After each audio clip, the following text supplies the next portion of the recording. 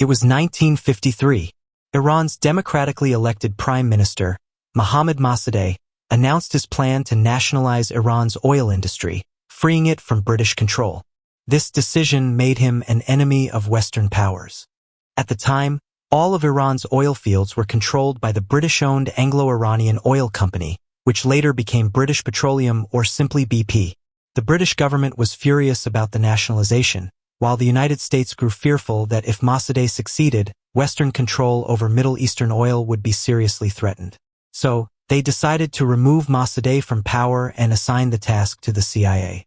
At the time, Kermit Roosevelt, the CIA's chief for the Middle East, collaborated with Britain's MI6 to plan a coup in Iran, which they named Project Ajax. The CIA pumped vast sums of money into Iran, attempting to incite rebellion, but Mossadegh was too popular for their efforts to succeed.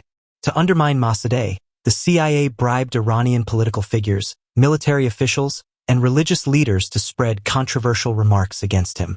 They flooded the media with false rumors and propaganda, portraying him as a threat. Meanwhile, hired gangs were paid to attack religious leaders, making it seem as if Mossadegh ordered the assaults himself.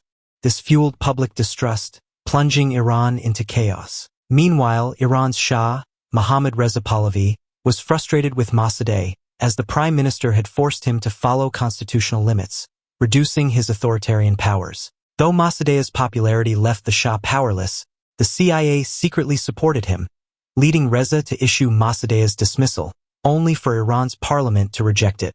Fearing the fallout, the Shah fled to Iraq and then Italy.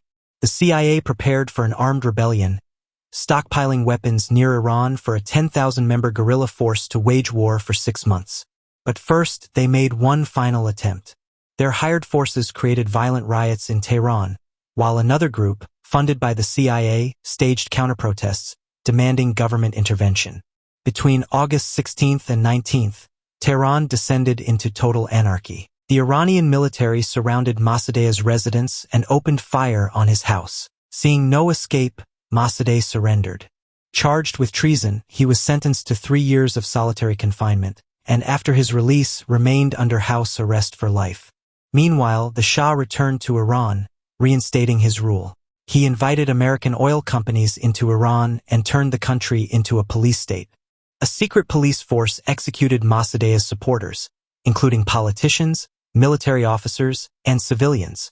But Iran's people had had enough. In 1979, they launched a revolution, overthrowing the Shah and installing religious leader Ruhollah Khomeini as Iran's new ruler. Thus, the Islamic Republic of Iran was born. This is yet another pivotal moment in history.